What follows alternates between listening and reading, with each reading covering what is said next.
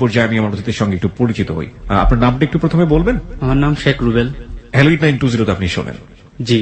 আচ্ছা, হ্যালো 8920 কিছু বেসিক নিয়ম আছে, আপনি সেটাও নিশ্চয়ই জানেন। আপনার বয়সটা কত এই মুহূর্তে? 26। ফাইন। আপনি বর্তমানে থাকছেন কোথায়? আলটিমেটলি আমি সিঙ্গাপুরে। আপনি সিঙ্গাপুরে থাকেন, তার মানে আমরা বলতে পারি আপনি একজন প্রবাসী বাঙালি। এবং আপনি এখন থাকছেন কোথায়? এখন বর্তমানে আমার বাড়িতে বাসায় আছি। বাড়িটা কোথায়? মুন্সিগঞ্জ। মুন্সিগঞ্জে থাকছেন। প্রিয় শ্রোতা, আজকে আমরা একজন প্রবাসী বাঙালিকে এখানে পেয়েছি, যার জীবনের গল্প এখানে উপস্থাপন করা হবে। কিছুদিন আগে আমি টেক্সাস থেকে একটা ফোন পেয়েছিলাম, একজন আমেরিকান, মানে উনিও একজন প্রবাসী বাঙালি, যিনি তার জীবনের গল্প এখানে বলতে চান। আমি সেই বন্ধুটিকে জানি না এই এপিসোডটি আপনার শোনা হবে কিনা। আমি ফোনটা পেয়েছি, আপনার সঙ্গে আমি যোগাযোগ করব, কিন্তু আসলে ব্যাটে বলে হয়ে উঠছে না। ফোনের মাধ্যমেও যদি জীবনের গল্পটা আপনার উপস্থাপন করা সম্ভব হয়, তবুও আমি চেষ্টা করব আপনার জীবনের গল্পটা এখানে উপস্থাপন করবার। আর আপনি যদি এর মধ্যে বাংলাদেশে চলে এসে থাকেন, বিশেষ করে প্রবাসী বাঙালি যারা আছেন দেশের বাইরে, সেই সব বন্ধুদেরকে আমরা বলতে চাই, আপনারা ফোন করার কোনো দরকার নাই, আপনারা সরাসরি আমাদের এবিসি অফিসে চলে আসবেন এবং আমরা আমাদের কাজের ফাঁকে সময় বের করব, আপনাদের কথা আমরা শুনবো। আপনাদেরকে আমরা স্পেশালি প্রেফারেন্স দিতে চাই আমাদের হ্যালো 8920 তে আপনাদের জীবনের গল্প প্রচার করবার জন্য। ওকে, চলুন ভাই, আমরা শুরু করতে চাই। কোথা থেকে শুরু করবেন? বাল্যকাল যে একদম আরামসে বলেন। হ্যাঁ, এই হ্যালো 8920 হচ্ছে আপনার সবচেয়ে কাছের বন্ধু এই মুহূর্তে। আপনি যেভাবে কথা বলতে পছন্দ করেন আপনি সেভাবে বলেন, শুরু করুন। আমার যখন 1.5 বছর বয়স তখন আমার আব্বা মারা যায়। আচ্ছা। আমি পরিবারের সবার ছোট, আমরা 5 ভাই 1 বোন। 1.5 বছর বয়সে আমার আব্বা মারা যাওয়ার পর সংসারটা খুবই, আর্থিক অবস্থার দিকে খুবই দুর্বল ছিল। কি করতেন আপনার বাবা? আমার বাবা ছিলেন বাবুর্চি। আচ্ছা। তো আমাদের সংসারে সেই সমস্ত খুব টানাটানি ছিল। নানার বাড়ি থেকে অনেক সাহায্য করতো, আমার মামা অনেক সাহায্য করতো। তো আমার স্কুল লাইফটা খুব কষ্টে জীবন যাপন করা হয়েছিল। দেখা যেত যে আমি স্কুলে গেছি, মাঝে মাঝে দেখা যায় আমার পকেটে 1 টাকাও থাকতো না। জি। আমাদের ওখানে আসতে নৌকার প্রয়োজন হয়, তো ওখান থেকে আসতে তো অনেক সমস্যা। তো নৌকার ভাড়া নেই, কিভাবে যাবো? বন্ধু বান্ধব আছে, তাছাড়া আমি স্কুলে যেতে, হাই স্কুলে যখন পড়তাম তখন মেয়ে ফ্রেন্ড আছে কতগুলা, ওরা দেখা যায় একটা নিজের একটা প্রেস্টিজের ব্যাপার, ওদের সামনে যদি ভাড়া চায় নৌকালা, ভাড়া কিভাবে দেবো? ভাড়া না দিতে পারেন তাহলে একটা প্রেস্টিজে। কোন ক্লাসের কথা বলছেন এটা? যখন আমি ক্লাস 8, 9, 9, 10 পড়ি। 8, 9 পড়ছেন, ওকে। তখন আমি ওদের সামনে যেতাম না, ওরা জিজ্ঞেস করতো তুই যাবি না? আমি বলতাম যে না, একটু কাজ আছে বাজারে, তারপরে স্কুলে যাবো। হ্যাঁ, তারপরে যাবো। আসার সময় তো আমার ভাই দেখা যায় নৌকা অনেক সময় পার করে দিত, আর যাওয়ার সময় তো আর ভাই তো এত দূর আসা সম্ভব না। আর তখন তো মোবাইল ফোন ছিল না। মানে নৌকা কি আপনাদেরও ছিল? একটা নৌকা আমাদের ছিল, কিন্তু সেই নৌকাটা কি পারিবারিক কাজে ব্যবহার করা হতো, মানে আলটিমেটলি এখানে পারাপারের কাজে ব্যবহার করার সুযোগ ছিল। আর আমাদের বাজার থেকে বাড়ির ডিস্টেন্সটা অনেক। আচ্ছা। তো ওরা সবাই যখন চলে যেত, যখন নাকি অন্ধকার হয়ে যেত, তখন আমি নিজে পেনটা খুলে দেখা যায় পেন এবং বই একসাথে বেঁধে তারপরে সাঁতার দিতেন নদীতে। হ্যাঁ, ওই সময় আমরা স্কুল ছুটি হওয়ার পরে, স্কুল ছুটি হওয়ার পরে যখন সন্ধ্যা হয়ে যেত 5টার পরে সাধারণত, বুঝতে পেরেছি। এভাবে আমার স্কুল লাইফটা কেটেছে। তো এক পর্যায়ে যখন নাকি আমি এসএসসি পরীক্ষা দেওয়ার পরে, তারপরে যখন নাকি ইন্টারে চলে গেলাম, তখন একটু আর্থিক অবস্থা ভালো হয়েছে, ভাইয়েরা বাইরে চলে গেছে। ইন্টার পাস করার পরে দেখা যায় যে আর পড়াশোনা বা পারিবারিক একটা চাপ, পরিবারে হাল ধরতে হবে, যার কারণে আমি প্রবাসে যাওয়ার জন্য প্রস্তুত হলাম। প্ল্যান করছি। অ্যাকচুয়ালি আমি সিঙ্গাপুরে যখন ট্রেনিং সেন্টারে ভর্তি হই, তাদের আমাদের বাড়িতে একটা গাভী ছিল, সেই গাভীটা বিক্রি করে আমি ট্রেনিং সেন্টারে ভর্তি হই। মানে ট্রেনিং সেন্টারের খোঁজটা পেলেন কিভাবে আপনি? আমার এক চাচাতো ভাই আছে, ওর ভাই আরো 2টা সিঙ্গাপুর থাকে, ও ট্রেনিং সেন্টারে লোক ভর্তি করায়। আচ্ছা। 2009 সালের কথা। 2009 সালে, ওকে। ট্রেনিং সেন্টারে ভর্তি হলেন। ট্রেনিং সেন্টারে ভর্তি হওয়ার পরে ওখানে আমি প্রায় 1 বছর ট্রেনিং দিছি। জীবনে কখনো কাজ করিনি, পড়াশোনার মধ্যে ছিলাম। আমার অনেক পরিশ্রম হতো, যে সবাই কাজ করতো কিন্তু আমি কাজ করতে পারতাম না। যখন রাত 12টা বাজে সবাই ঘুমায় যেত, আমি ছাদের উপরে গিয়ে একা একা কান্না করতাম। আল্লাহর কাছে বলতাম যে আল্লাহ, আমার কাছে তো শক্তি আছে, সবাই পারে, আমি কেন পারি না? সবাই ঘুমাইতো কিন্তু আমি ঘুমাইতাম না। তো এক পর্যায়ে দেখা যায় আমার কাজে অনেক স্পিড হয়ে গেছে। কি কাজ ছিল এটা? আমার কনস্ট্রাকশনের, এটা মেটালের কাজ, যে আপনারা দেখেন না বিল্ডিং এর যে বিভিন্ন স্ল্যাব যখন মেকিং করে রিবার দিয়ে, রড দিয়ে মেকিং করার পর নিচে যে আপনার ঠেকনাতে গুলা দেওয়ার পরে মেটাল বসানো হয় না, সেই মেটালের কাজটা আমি করছি। যেগুলার একটা একটা বেড়ার ওজন প্রায় 80 কেজি। যারা হয়তো বা কাজগুলা করছে তারা বলতে পারবে। নিজে 2 হাত দা তুলতে হয়, এবং একটা সেনুর ওজন হচ্ছে 2 কিলো, 2টা ইউক্লিপের ওজন প্রায় 1 কিলো। এগুলো একসাথে নিয়ে উঠে তারপর ক্লিপ লাগাইতে হয় বা সেনুদের বাইরে লাগাইতে হয়। মাই গুডনেস, মানে অনেক পরিশ্রম। মানে ইন্টারমিডিয়েটে পড়বে একটা ছেলের বয়স তখন 16 থেকে 18 বছর, এবং বুঝতেই পারছেন এমন একটি পরিবারে বড় হচ্ছে সে, যার খাদ্যের পুষ্টিমান কিরকম হতে পারে, কারণ নিদারুণ দৈন্য অবস্থা, এবং সেই ছেলেটিকে এই কাজটি করার জন্য ভয়াবহ রকমের চেষ্টা করতে হচ্ছে, মানে ভবিষ্যৎ পাল্টানোর জন্য। ওকে, যাই। তারপর আমি ট্রেনিং সেন্টারে ট্রেনিং দেওয়ার পরে যখন নাকি আমার ফাইনাল পরীক্ষা হলো, ফাইনাল পরীক্ষা দেওয়ার সময় ইনশাল্লাহ ফাইনাল পরীক্ষা পাশ করলাম। ইন্টারমিডিয়েট পাশ করলেন আপনি? না, আমি যে সিঙ্গাপুরে সিঙ্গাপুরে। ও আচ্ছা, সিঙ্গাপুরের মানে সিঙ্গাপুরের ব্যাপারে যে এক্সামের কথা বলছিলেন আপনি, এখানে ভোকেশনাল ট্রেনিং এর যে এক্সাম। ওকে, আচ্ছা। তারপর পাশ করার পর সিঙ্গাপুরে যাওয়ার জন্য আইপি আসলো, ভিসা আসলো, সিঙ্গাপুর চলে গেলাম। চলে যাওয়ার পর আপনার নিজের কত টাকা লেগেছিল সিঙ্গাপুর যেতে? 5.5 লাখ টাকা। 5.5 লাখ টাকা আপনি কিভাবে ম্যানেজ করলেন? এগুলো আমার ভাইরা দিয়েছে, কারণ আমার ভাইরা সৌদি আরব থাকে। তার আমার আপাকে আমি স্যালুট জানাই। উনি আমার জন্য অনেক কিছু ত্যাগ ছিল। আমার আপা কিন্তু খুব দারিদ্র, আমার দুলাভাই গৃহস্থালী করে, কিন্তু উনার জমানো টাকা দিয়ে আমাদের 2 ভাইকে বিদেশ পাঠাইছে। আপনার 5.5 লাখ টাকা আপনার ভাই বোনরা মিলে কোনোভাবে ম্যানেজ করে দিল এবং আপনি সিঙ্গাপুরের দিকে যাত্রা শুরু করলেন। তারপর তো যেদিন আমার ফ্লাইট, জি, আমি তো কখনো বিমানে উঠি নাই, বা বিমান দেখতে কিরকম বা এমনি দেখছি, আকাশ দিয়ে উড়ে যেতে দেখছি। চলে যাওয়া আমার কাছ থেকে বিদায় নিলাম, সবার কাছ থেকে বিদায় নেওয়ার পরে যখন এয়ারপোর্টে আমার ভাই আমাকে পৌঁছে দেওয়ার জন্য, আমার ভাইও ছিল আমার সাথে। তো আমার ভাই আমি যখন যাই, আমার মা চোখের পানি আমার বুকের মধ্যে জড়াই দিয়ে বলছিল, বাবা তুই সবার ছোট, তুই চলে যেতেছস।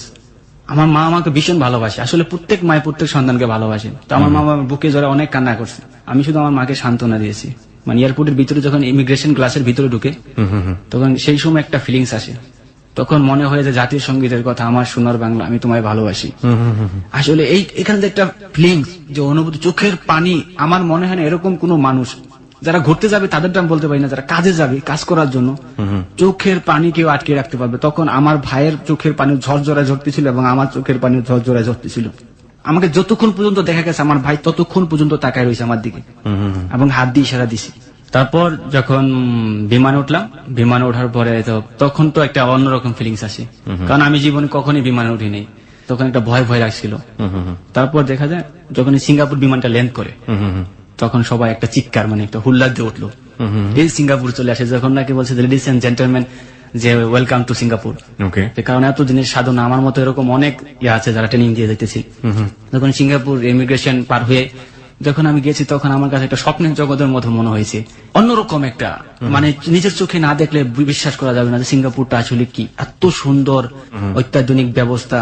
কল্পনা করতে পারিনি যে জীবনে এরকম জায়গার মধ্যে এসে পৌঁছাবো। তারপর যখন নাকি আমরা ইমিগ্রেশন পার হলাম, তখন আমরা আমাদের এজেন্টের জন্য অপেক্ষা করলাম। কিছুক্ষণ পরে এজেন্টের গাড়ি আসলো, গাড়িতে এসে নিয়ে যাচ্ছে, বাসায় নিয়ে গেল আর কি, নিয়ে যাবো। যখন নাকি আমরা গাড়িতে, আমরা 4 জন ছিলাম একসাথে, তো আমরা দেখলাম যখন হাইওয়ে রুট বা সিঙ্গাপুরের গাছ চারদিকে শুধু সারি সারি ফুল গাছ, মানে অন্যরকম একটা ফিলিংস। কোথায় আসলাম, মানে মনের মধ্যে হাজার দুঃখের মাঝে একটা সুখ মানে লুকিয়েছে, মানে হাসি হাসি লাগছে। তারপরে যখন আমাদের বাসায় দিয়ে আসলো, আমরা আসলে কি আমাদের কোনো বাসা ছিল না, আমরা যেখানে কাজ করতাম সেখানে আমাদের বাসা ছিল।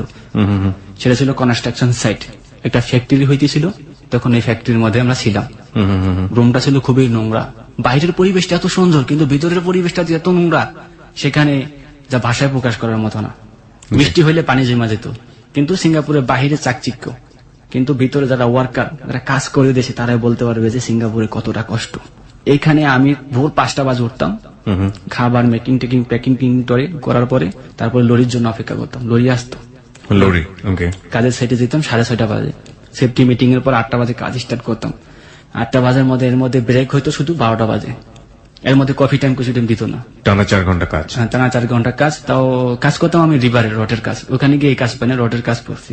32 মিলি রড আমার প্রতিদিন ক্যারি করতে হতো কাঁধে করে 32 মিলি রড। আমরা 2 জন, একজন এ মাথা একজন ও মাথা, এরকম করে আমার কাঁধে কহর পড়ে গেছিল, মানে রড টানতে টানতে শুধু চোখের পানি ফেলাইতে পারতাম, আর কোনো কিছু বলা নেই। কারণ 5 লক্ষ 5.5 লক্ষ টাকা ব্যয় করে আছে আমাদের মতো মধ্যবিত্ত ফ্যামিলির ছেলে বা গরিব। অ্যাকচুয়ালি ধরতে গেলে আমার ভাইদের টাকা, আমি ঋণ পরিশোধ না করে কি আমি দেশে চলে যেতে পারি নাকি? তো অনেক কষ্ট, অনেক ত্যাগ স্বীকার করো। 1 বছর ছিলাম ওই কোম্পানিতে। 1 বছর থাকো, তারপর মাঝে মাঝে দেখা যেত যে ফুল ম্যানেজার সাইন কাটতে কেটে দিত, 8 ঘন্টা 10 ঘন্টা ও করছি কাজ, 2 ঘন্টা মাইনাস করে দিত, কেটে দিত। ওখানে আপনাদের পেমেন্ট সিস্টেম কি ছিল? পেমেন্ট সিস্টেম আমার স্যালারি সিস্টেম ছিল। মান্থলি স্যালারি আর না, আমাদের বেসিক, মানে দৈনিক আপনি যা কাজ করবেন সেটার উপরে। কিভাবে পেমেন্টটা হতো শুনি একটু। কত টাকা পেতেন প্রতিদিন? প্রতিদিন 18 টাকা ছিল বেসিক, 8টা তো 5টা। এর মধ্যে 2 ঘন্টা যদি মাঝে মাঝে ওভার টাইম দিত তাহলে হতো 2 ঘন্টা ওভার টাইমে। একদিন কাজ করে বাংলাদেশি টাকায় কত টাকা রোজগার করতেন? 1800-1600 টাকার মতো হতো। 1800-1600 টাকার মতো হতো। তার মানে মাস শেষে আপনার কত টাকা রোজগার হতো?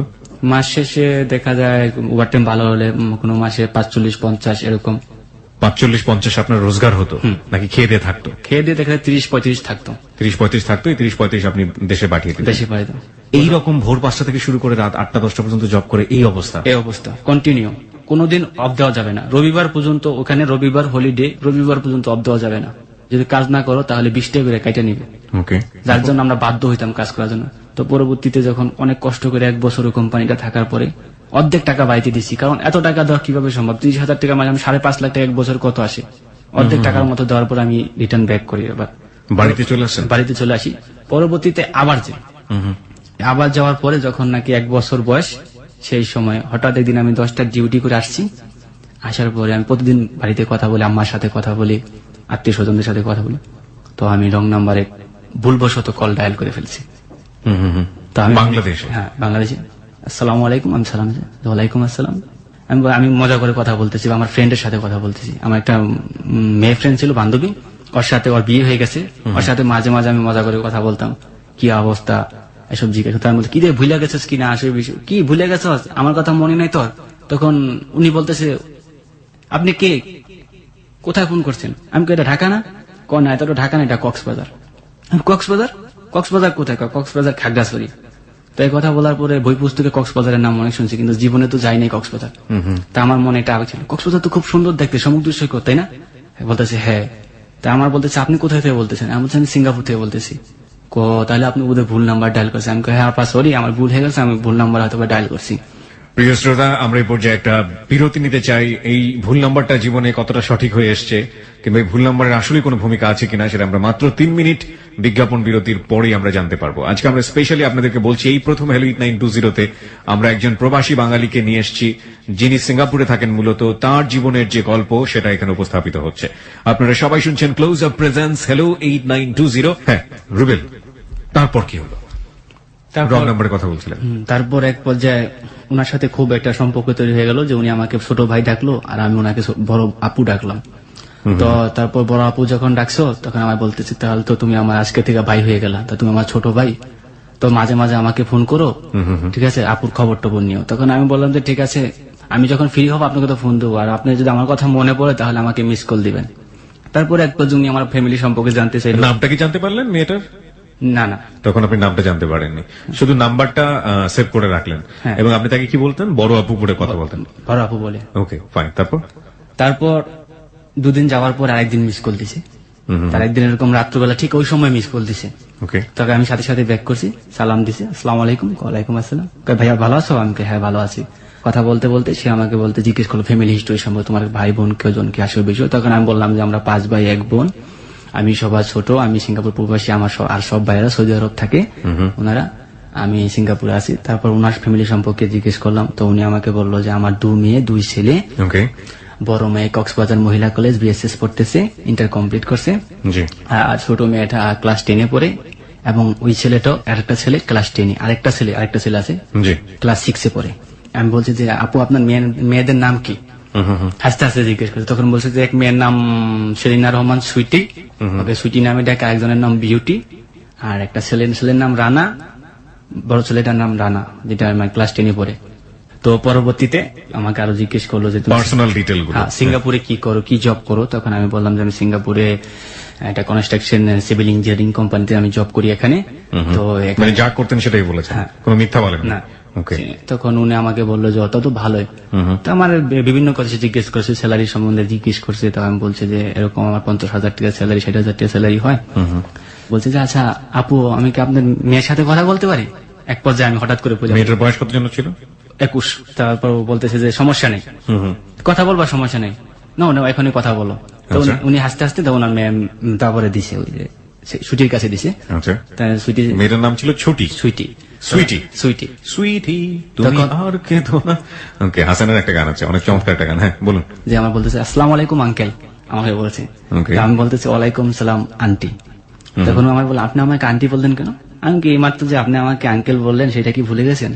তো আপনি আমাকে আঙ্কেল বলছেন, আমি আপনাকে কি বলতে পারি বলেন? সেই ক্ষেত্রে কি আপনাকে আপু বললে কি মানায়? অবশ্যই আন্টি বলতে। তাছাড়া ওর মাকে তো আপনি বড় আপু বলে ডাকেন। তখন বলছে যে সে আমায় বলতেছে যে না, আপনাকে আমি আঙ্কেল ডাকছি যেহেতু আপনি আমার মাকে আপু ডাকছেন, হ্যাঁ সেই হিসেবে আমি আপনাকে আঙ্কেল ডাকছি, তো আমিও আপনাকে সেই হিসেবে আন্টি ডাকছি। তখন এক পর্যায়ে ওই হেসে দিছে, হেসে দিয়ে বলছে যে আসলে আঙ্কেল আপনি খুব চালাক। আমি বলতেছি যেটা চালাক না, স্বাভাবিক মানুষ, এটা জেনারেলি যে কোনো লোকে বলবে। ও আমাকে নাম করলো যে আমার নাম সেলিনা রহমান সুইটি, কোন কলেজে কি কি পড়াশোনা কত দূর। ও বললো যে ইন্টার কমপ্লিট করছি, বিএসএস পড়তেছি কক্সবাজার মহিলা কলেজ। ওকে, তখন আমাকে জিজ্ঞেস করলো যে আপনি কি, আমি বললাম যে আমি ইন্টার কমপ্লিট করে সিঙ্গাপুরে চলে আসছি। কত সালে ইন্টার কমপ্লিট করছেন? আমি বললাম 2009। ও বোধহয় ইন্টার কমপ্লিট করছে 8-এ। জি, কথাবার্তা বলতে বলতে এক পর্যায়ে দুজনের সাথে মানে খুব অন্যরকম ও আমাকে জিজ্ঞেস করলো যে আপনার ফ্যামিলি মেম্বার কে কে আছে। আমি ওকে জিজ্ঞেস করলাম যে তোমার ফ্যামিলি মেম্বার আসবে বিশেষ। দেখলাম যে ওর মার সাথে A to Z সবকিছু মিল আছে। জি। ওর প্রথম যখন আমাকে কথা বলছে সেই সময় থেকে আমার কণ্ঠটা ভালো লেগে গেছিল। মানে আপনার কণ্ঠ ভালো লেগেছে তার? তার আমার কণ্ঠটা ভালো লাগেছে এবং ওর কণ্ঠটা আমার খুব ভালো লাগছিল। মানে ওরও কণ্ঠ আপনার ভালো লেগেছে? খুব মিষ্টি কণ্ঠ, মোবাইলে মানে খুব সুইট করে কথা বলতো। যখন আমি সকালবেলা ডিউটিতে যাব, ওঠার পরে সারা দিন কাজের সাইটে শুধু এই কথাগুলো আমি যাপনা করছি। মেয়েটার কণ্ঠটা আমার মনে হচ্ছে যে ওর কণ্ঠটা বারবার আমার কানে এসে বাজতেছে। ওকে। আমার বন্ধুরা জিজ্ঞেস করতেছে যে কিরে তোর আজকে মন মানসিকতা অন্যরকম লাগতেছে, তোর আজকে খুশি খুশি লাগতেছে। তখন আমি বলতাম যে না, আজকে খুশি খুশি লাগতেছে না, কিন্তু একটা বিষয় আছে। একটা মেয়ের সাথে গত রাতে কথা বলছি। তাই নাকি? প্রেম করবি নাকি? ওরা বলতেছে না। আমাকে না বেটা, এমনিতে মেয়ের মাকে ডাকছি আপা, আর মেয়ের কি প্রেমের সাথে কি প্রেম করা যাবে? তো মেয়ে তো আমার সেই হিসাবে ভাগ্নি হয়ে যায়, কিভাবে প্রেম করি? তখন বলে কি রং নাম্বার? আমার বন্ধুরা বলছে রং নাম্বার। আমি রং নাম্বার কারে বেটা, এইভাবেই তো প্রেম শুরু হয়। তখন আমি বলেছি না, এই মেয়েটার সাথে প্রেম করা যাবে নাকি? মেয়েটার কণ্ঠটা খুব সুইট, ওদের বললাম এর জন্য তুই কাজে অন্য মনস্কতা করতেছ, মেয়েটার ভাবতেছস। আচ্ছা, আজকে রাত্রে গিয়ে বাসায় গিয়ে আমাদের সামনে ফোন দিবি। জি। তারপর যখন আমি কাজ শেষ সবাই বাসায় ফিরে আসলাম যে 10টার দিকে, 9টার দিকে, 10টার দিকে, 9:30 দিকে আমরা মানে কাজ 10টা, কিন্তু 9:30 দিকে আমরা কাজটা শেষ করে চলে আসি। একটু আধা ঘন্টা আগে চলে আসি যাতে গোসল টোসল করা যায়। তারপরে কি বন্ধুরা সবাই বসলো, আমি ফোন দিলাম, লাউড স্পিকার দিয়ে দিলাম। তখন ফোন দিছি, ফোন দেওয়ার পরে আসসালামু আলাইকুম আপা, ভালো আছেন? হ্যাঁ ভাইয়া ভালো আছি, তুমি ভালো আছো? আমি হ্যাঁ। তারপর বললাম যে আপা আজকে তো আপনার সাথে ডাইরেক্ট বলতেছি, আপনার সাথে কথা বলার জন্য ফোন দিই নাই, আজকে সুইটি আন্টির সাথে কথা বলবো, কারণ আমার বন্ধুরা তার সাথে কথা বলতেছে। তো আসলে ওর মা আম্মু আমাকে এমনি খুব ভালো জানতো, বাবা ওর কাছে আমার অনেক প্রশংসা করছে। তো পরবর্তী সমস্যা নাই, কথা বলো। তারপর ওর কাছে দিছে, সালাম দিছে, বললাম ওয়ালাইকুম আসসালাম। ওই আগের মতো ওই আঙ্কেল বলে সালাম দিছে। তখন আমি বলছি আচ্ছা তুমি আমাকে আঙ্কেল বলো, আমাকে কি আঙ্কেলের মতো মনে হয় তোমার বয়স শুনে? আমার বয়স মাত্র 24 বছর, তুমি আমাকে আঙ্কেল বলে ডাকো, এটা কি করে সম্ভব হয়? এইটা কি কাইটা ছিঁড়ে কিছু করা যায় না? কয় দেখেন আপনি আমার মাকে আপা ডাকছেন, এখন আমি আপনাকে কিভাবে ভাইয়া ডাকি বলেন? আপনি যদি আমার মাকে আন্টি ডাকতেন তাহলে আজকে আমি আপনাকে ভাইয়া ডাকতাম। আমি কই দেখো আমারও আঙ্কেলের বয়স না, তোমারও আন্টি শোনার বয়স না, সুতরাং আমাদের মাঝে এখানে একটা ডিস্টেন্স তৈরি হয়ে যেতেছে, আমি চাই না এই ডিস্টেন্সটা থাক। তো বলতেছে তো আপনি কি বলতে চান? আমি বলতে চাই যে আমরা দুজনে ফ্রেন্ড হতেছি। আমার বন্ধুরা শুনতেছে, আমার বন্ধুরা ওরা আমার বলে দিতেছে কিভাবে কথা গুছায় বলতে হবে। ওকে। তো এক পরিবর্তিতে আমার বন্ধুরা বলতেছি, ওদের কথাগুলো রিপিট করে বলতেছি। তখন আমি তো কখনো প্রেম বা করি নাই, যার কারণে ওরা বলতো সেগুলো আমি রিপিট করে বলতাম। ওকে। তো পরবর্তীতে ও আমাকে বলতেছে তাহলে কি করবেন? আমি আমরা দুজন কি বন্ধু হতে পারি না? কই বন্ধু হওয়াটা কি এতই সহজ? আমি কই বন্ধু হওয়াটা সহজ না, আবার অনেক সময় কঠিন, আবার অনেক সময় সহজ হয়ে যায়। কই কিরকম? আমি কই দেখেন এই যে আপনার সাথে দুদিনের সম্পর্কে আজকে আপনি আমার সাথে কথা বলতেছেন, কালকে আপনার সাথে কথা বলছি, আজকে তো আপনি আমার সাথে কথা নাও বলতে চাইতে পারতেন। ওকে। আজকে কেন আমার সাথে কথা বলতে? আপনার আম্মু এক ডাকা মাত্র দিয়ে আপনি চলে আসলেন তাড়াতাড়ি, এবং সেলফোনটা ধরে হ্যালো বলে হাসি দিয়ে একটা সালাম দিলেন। অবশ্যই কালকে আমার বয়সটা আপনার ভালো লাগছিল, আমার কথাগুলো ভালো লাগছিল, যার কারণে আজকে আপনি আমার সাথে কথা বলতে এসেছেন। আপনি কিভাবে জানলেন? আমি বলতেছি মাঝে মাঝে এরকমটা হয়, যেরকম আজকে আমার আপনার সাথে কথা বলার জন্য দিনের বেলা আমি শুধু আপনার কথাই ভাবছি, আপনার ভয়েসটা শোনার পর থেকে। সো ঠিক তেমনিতে আপনি বোধহয় আমাকে ভাবছেন, ঠিক কিনা বলেন, সত্যি করে বলবেন। তখন ও বলতেছে হ্যাঁ আমিও ভাবছি। ওকে। সো আমরা কি করতে পারি এখন? আমি ওকে বলতেছি। তখন হাসতে হাসতে বলতেছে যে কি করা যায় বলেন? আমি আজকের পর থেকে আর আঙ্কেল ডাকবেন না। তাহলে আপনিও আন্টি ডাকবেন না? আমি বলতেছি ঠিক আছে আন্টি ডাকবো না। তো আমাকে বলতে এগুলো কি ওর মার পাশেই বসে থেকে হচ্ছে নাকি মা জানতো না এই ব্যাপারগুলো? আমার মার পাশে মার পাশে বসে। তো মা বুঝতে পারছে না যে মেয়ে আন্টি? অ্যাকচুয়ালি ওর মা পাশে ছিল কিনা এটা আমি কনফার্ম না। মানে আপনি এটা কনফার্ম না? আসলে ওর মার সামনে ছিল না, ফাঁকে গিয়ে কথা বলছে। ওর মা রান্না নিয়ে ব্যস্ত থাকতো বা অনেক সময় অনেক কাজে ব্যস্ত থাকতো। বুঝতে পেরেছি। তারপর তো পরবর্তীতে যখন নাকি এই কথা বলবো তাহলে কি করা যায়, আমি বলতেছি তাহলে আজকে থেকে আপনি আমার বন্ধু, বেস্ট ফ্রেন্ড বললাম না, শুধু বন্ধু। যদি কখনো বেস্ট ফ্রেন্ড হয় তখন বেস্ট ফ্রেন্ড বলবেন। ওকে, আজকে থেকে তাহলে আমরা দুজনে বন্ধুত্ব হলাম, পাক্কা? বলেছে হ্যাঁ পাক্কা। আচ্ছা ঠিক আছে, তাহলে আজকের মতো তাহলে রাখি, অন্য একদিন কথা হবে। আচ্ছা আরেকটা কথা ভুলে গেলাম, তো তোমার সেলফোন নাম্বারটা কি আমার দেওয়া উচিত না? এখন তো তুমি আমার বন্ধু হয়ে গেলা, আমি তুই আপনার থেকে তুমি বলে ফেলেছি। ওকে, তখন আমি বললাম সো সরি, আমি আপনার থেকে তুমি বলে ফেলাইলাম। কই সমস্যা নাই, বন্ধুত্ব তুমিই হয়, তুমি তুই যে কোনো ভাবে রাখতে পারেন, এটাই তো বন্ধুত্বর নিয়ম। তার পরবর্তীতে ও আমাকে সেলফোন নাম্বারটা দিল, তারপর নাম্বারটা দেওয়ার পরে তখন আমি নাম্বারটা সেলফোনে সেভ করে রাখলাম, আচ্ছা, ওর নাম দিয়ে সেভ করে রাখলাম। তখন আমার একটা প্ল্যান ছিল, আমি আবার সিসিমপুর দেখতাম অনুষ্ঠান, সিসিমপুর অনুষ্ঠান দেখতাম, টুকটুকি আর হালুম, তারপর ইকরি আমার খুব ফেভারিট, আচ্ছা, তারপর টম এন্ড জেরি, এই সমস্ত আমি কিছু দেখতাম। তো আমি প্রথমে ওর কণ্ঠটা শুনে আমি বলছি যে ওর নামটা দিব টুকটুকি। আচ্ছা, তো আমি ওর নামটা টুকটুকি দিয়ে সেভ করলাম, এই থেকে শুরু হলো ওকে ডাকা টুকটুকি। আচ্ছা, ওকে। তো তারপর আজকে আমি বললাম যে আজকের মতো এখানেই রাখি, আল্লাহ হাফেজ। তো বললো আল্লাহ হাফেজ, ভালো থাকবেন। আমি বললাম যে ভালো থাকবেন, সুস্থ থাকবেন, সুন্দর থাকবেন, আমার কথা মাথায় রাখবেন। বুঝতে পেরেছি। ওকে, তারপর পরবর্তীতে আমি রেখে দিলাম, রেখে যাওয়ার পরে আমার বন্ধুরা বললো দোস্ত প্রেম তো হয়ে গেছে। আমি কি করছে, এই কথা কি প্রেম হয়ে থাকে? কই না, মেয়ে তোর জন্য পাগল, দেখো না মেয়ের কথাবার্তার স্টাইল কি, তুই বন্ধু অফার করলি, সাথে সাথে রাজি হয়ে গেল। আমি বলি না রে, এমনি তো হয়তো বা হয়েছে। কয় না, মেয়ে তোর সাথে প্রেম করবো দোস্ত, মেয়েটা বোধ হয় ভালোই, কণ্ঠ শুনে মনে হলো ভালো, মেয়েটা রাজি হয়ে যা। কয় দেখ, জীবনে তো কারোর সাথে প্রেম করস নেই, একটা প্রেম কর, প্রেম করে বিয়ে করে ফেলাবি, বিয়ের সাথে করতেই হবে। এসব ব্যাপারে সবসময় বন্ধুরা উৎসাহই দিয়ে থাকে ইনফ্যাক্ট। সেই সময় পরবর্তী রেখে দিলাম, তারপর আমরা চলে আসলাম রুমে। তো সারা রাত্র আমার ঘুম আসতেছে না, আমি এপিট ওপিট করতেছি, আসলে কি মেয়েটা আমার সাথে প্রেম করবি, ওকে কি আমি সত্যি ভালোবাসি, বা ওর কণ্ঠ শুনে আমার এরকম লাগতেছে কেন, বা আমি আজকে ঘুমাইতে পারতেছি না কেন। তখন আমি মনে মনে বলতেছি, আল্লাহ যদি সত্যি সত্যি মেয়েটা ভালো হয় তবে ওর সাথে আমার তুমি সম্পর্ক করাই দেবে, এবং কি শুধু সম্পর্ক না, ওর সাথে তো আমার বিয়ে হয়। মানে এই পরিমাণ চিন্তা করে ফেলেছেন আপনি? যখন আমি ফজরে, মেয়েটাকে আপনি দেখেননি, জানেন না, শোনেন না, এরকম একটা চিন্তা। হ্যাঁ, খুবই স্বাভাবিক। ওকে, তারপর আমি ফজরের নামাজ পড়তাম, ফজরের নামাজ পড়ে আল্লাহর কাছে মনে বললাম, আল্লাহ অপরিচিত একটা মানুষের সাথে পরিচয় হয়েছে, যদি সত্যি সত্যি মেয়েটা ভালো হয় তবে ওর সাথে আমার যাতে বিয়ে হয়, ওর সাথে যাতে আমার মিল হয়, একবারের জন্য হলো যাতে আমার সাথে ওর সাথে মিল হয়।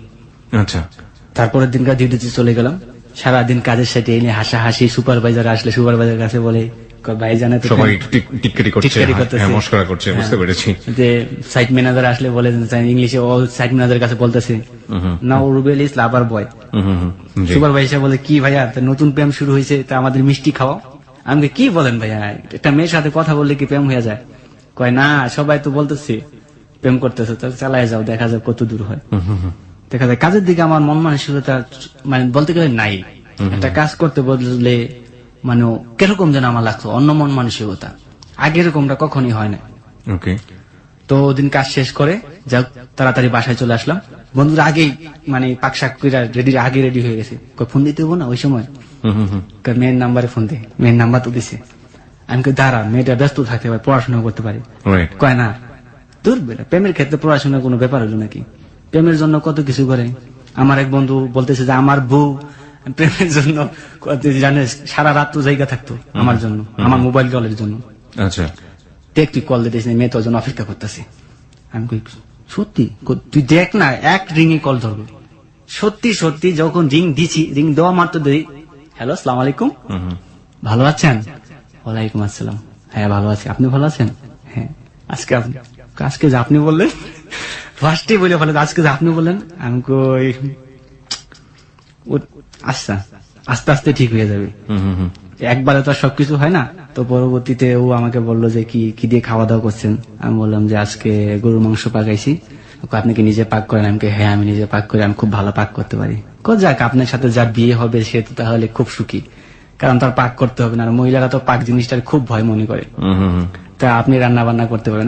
আমি বলতেছি না, আমি শুধু রান্না বান্না না, কাপড় চোপড় ধোয়া ইত্যাদি, আয়রন করা সবকিছু, আমি সবকিছু পারি। কারণ আমি ছোটবেলা থেকে নিজের কাপড় চোপড় নিজে ধুই, স্কুলের ড্রেস সহকারে। আমার আম্মাকে কখনো বলতাম না, আমার আম্মা খুব বয়স্ক মানুষ, আর আমার জামা কাপড় আমি নিজে আয়রন করতাম। নিজের জামা কাপড়টা নিজে ধুলে পরিষ্কার হয় বেশি, কারণ কলারের কোন ভিতরে দাগটা ভরছে আপনি বলতে পারেন যে আপনার দাগটা কোথায়। তাই কথা বলার পরে হ্যাঁ এটা কথাটা ঠিক বলছেন, অন্যের উপর ডিপেন্ড করা ঠিক না যে কোনো বিষয়। তখন ও আমায় বললো যে তাহলে কি খাওয়া দাওয়া হয়েছে? আমি হ্যাঁ ইনশাল্লাহ খাওয়া দাওয়া হয়েছে। আপনি খাওয়া দাওয়া করছেন? কয় না আমি খাওয়া দাওয়া করিনি, করবো। পর্যায়ে কথা বলতে বলতে তখন নাকি ওকে আরো আমি বলতেছি যে তো ইন্টার কমপ্লিট করছেন, হাই স্কুল জীবন গেছে, এখন কলেজ জীবন শেষ হয়েছে, এখন প্লাস ভার্সিটিতে পড়তেছেন, সো কারোর সাথে প্রেম টেম করছেন কিনা, মানে এরকম জিজ্ঞেস করতেছি। আমার বন্ধুরা আসলে উৎসাহ দিয়ে বলতে শিখাই দিতে এগুলো জিজ্ঞেস কর। ওকে, তখন ও বলতেছে যে না এরকম কাউকে পাইনি, বা আমিও বেশি একটা না, ফ্যামিলির প্রেসারে থাকি সব সময়, বাইরে সচরাচর বাইরে হতে পারি না, মহিলা কলেজে পড়ি, ছেলেদের সাথে তো মেশার কোনো কথাই না, আর আমার ওরকম পছন্দের কোনো ছেলেও নাই। আচ্ছা, তো পরবর্তী তুই আমায় জিজ্ঞেস করতেছে আপনি কোনো মেয়েকে পছন্দ করেন কিনা?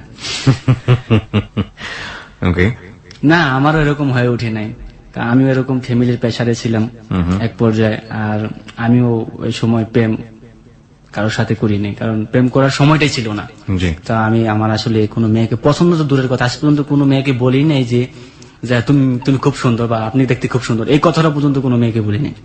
তখন ওই শুনে হাইসা দিল, তো সত্যি বলতেছেন আমি কি আমার কথা শুনে কি মিথ্যা হইতে মনে হইতেছে? কয় না মিথ্যা বলবেন কিসের জন্য, অপরিচিত মানুষের সাথে কি কেউ মিথ্যা বলে নাকি? তখন ও বলতেছে, তখন আমি বললাম যে তাহলে তো বুঝতেই পারছেন অবশ্যই। হ্যাঁ বুঝতে পারছি, শুনে খুব ভালো লাগলো। আমি বলছি যে আপনার কথা শুনে আমার খুব ভালো লাগছে, কারণ আপনি আমার মতো ফ্যামিলির প্রেসারে ছিলেন, আমি মনে মনে এরকম কাউকে খুঁজতেছিলাম। তো এই কথা বলার পরে বলতেছে যে কি এরকম কাউকে খুঁজতেছিলেন মানে? আমি কই না মানে এরকম বন্ধু খুঁজতেছিলাম, যে এরকম একটা ভালো বন্ধু পেলে হয়তো বন্ধুত্ব করবো, যাক আপনার সাথে মিলে গেল। ওকে, আমরা একটা ছোট্ট বিরতি নিতে চাই। আমরা জানি this is a very sweet moment, but sweet থেকে সাওয়ার হবে হয়তো এক সময়, এবং সাওয়ার থেকে সেটা কতটুকু আবার সুইটে ফিরে আসে সেটাই এখন প্রশ্নের বিষয়। যাই হোক, আমরা আসলে কোনো কিছু নেগেটিভ অ্যাজিউম করতে চাই না, লেট ইট বি কন্টিনিউড। কি হয় না হয় আমরা একটু বিরতির পরে ফিরে এসে জানি। আজকে যে ছেলেটির জীবনের গল্প আমরা এখানে উদ্ধার করছি, সে প্রবাসী বাঙালি, সিঙ্গাপুরে থাকে সে, এবং সে মূলত ছুটিতে বেড়াতে এসে আমাদের হ্যালো 8920 তার জীবনের গল্প বলতে এসছে।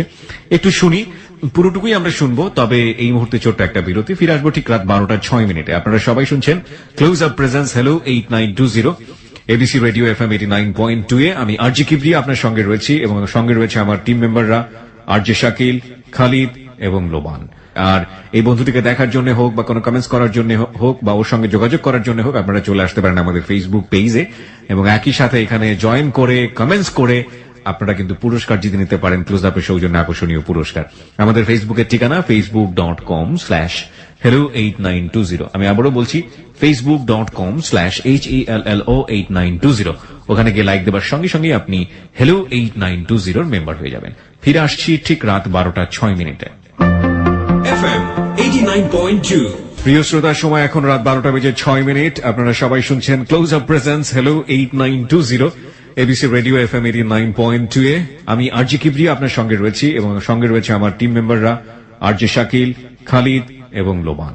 সঙ্গে রয়েছে আমাদের বন্ধু রুবেল, যে কিনা সিঙ্গাপুর থেকে বাংলাদেশে এসছে ছুটিতে বা কোনো কাজে, এবং সেই সময় তার জীবনের গল্প বলার জন্য এখানে এসছে।